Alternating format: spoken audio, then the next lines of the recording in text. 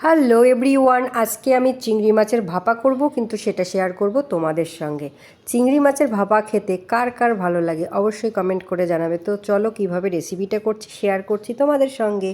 তো এখানে আমি কিছুটা পরিমাণে পোস্ত নিয়েছি, তার সঙ্গে সাদা সর্ষে, কালো সর্ষে আর ওর মধ্যে নারকোল দেব। 2-3টে কাঁচা লঙ্কা, যে যেমন ঝাল খাবে সেরকম পরিমাণ মতো নিয়ে নেবে। এটা কিন্তু গাছের কাঁচা লঙ্কা। কিছুটা কোড়া নারকোল দিয়ে দিলাম ওর মধ্যে।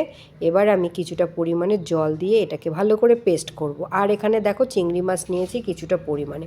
নুন হলুদ মাখা ছিল আগে থেকে, চিংড়ি মাছ ধুয়ে ফ্রিজে আমি নুন হলুদ দিয়ে রেখেছি, তাহলে মাছগুলো খুব সুন্দরভাবে থাকে, একটা গন্ধ আসে না বা গন্ধ ধরে না। তো এবার বাটা যেগুলো পেস্ট করলাম সেগুলোর মধ্যে দিয়ে দিলাম, আবার কিছুটা পরিমাণে আমি নারকোল কোড়া দিয়ে দিলাম। এরপরে থাকবে স্বাদ মতো নুন, হলুদ গুঁড়ো, লঙ্কা গুঁড়ো, ওর মধ্যে টক দই, প্রায় 1 কাপের মতো আমি টক দই দিয়েছি। অনেকটা বেশি পরিমাণে আর কি টক দইটা পড়েছে ওর মধ্যে। এবার দিয়ে দিলাম 1 চামচের মতো হলুদ গুঁড়ো, কাশ্মীরি লঙ্কা গুঁড়ো।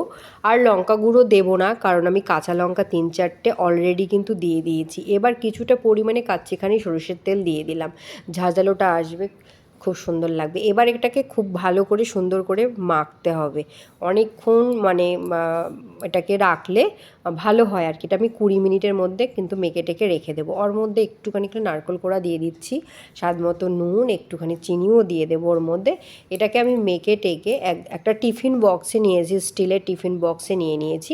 এবার এটাকে আমি ভালো করে মেখে ঢাকনা দিয়ে প্রায় 20 মিনিটের মতো রেখে দেবো। উপরে আবারও 3-4টে কাঁচা লঙ্কা গোটা দিয়ে দিলাম, তার উপরে একটু সর্ষের তেল আবারও ছড়িয়ে দেব। দেওয়ার পর এবার আমি এটাকে ঢেকে রাখবো। আমি একটা টিফিন বক্স নিয়েছি বড় দেখে।